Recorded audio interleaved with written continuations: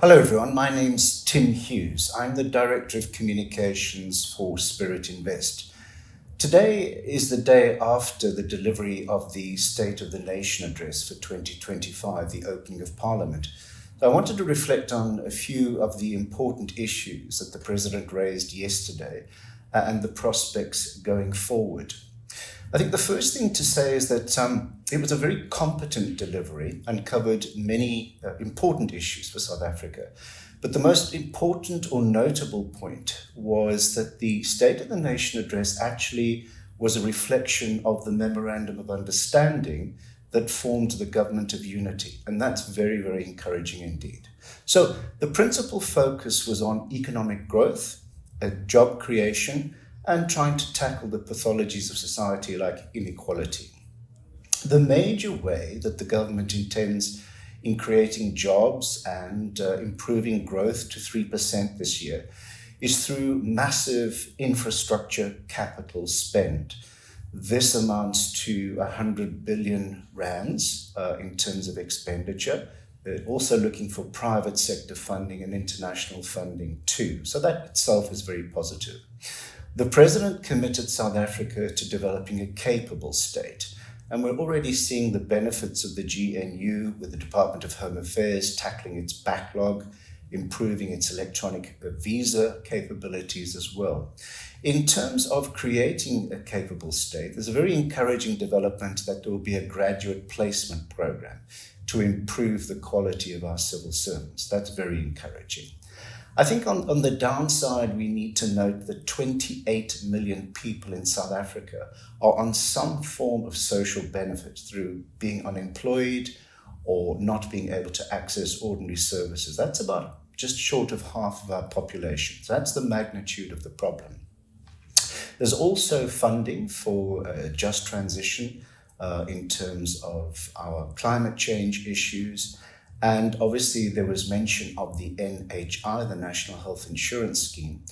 Perhaps encouraging in that regard was a focus on fixing the basic infrastructure that's essentially fallen apart, hospitals, clinics, before moving towards the implementation of what the government hopes will be a comprehensive NHI. There is, however, a shadow hanging over the State of the Nation address this year. And that is South Africa's international relations, and in particular, its relations with the United States and the Trump administration. And we're facing a couple of challenges here. The first and most fundamental challenge is the threat to cut off the funding for PEPFAR. That is to say, American funding for AIDS relief. It's the President's Emergency Fund for AIDS relief. And we have about 8 million people in South Africa who are HIV positive, many of whom depend on this funding, and it looks like the funding is going to be suspended or cut off, and that's particularly problematical for South Africa. Secondly, we also seem to be at loggerheads with the United States with respect to some of our contentious legislation, NHI, and most particularly the Expropriation Act. And I suspect this is going to intensify once the new United States ambassador to South Africa is appointed. And we would expect that in the coming weeks.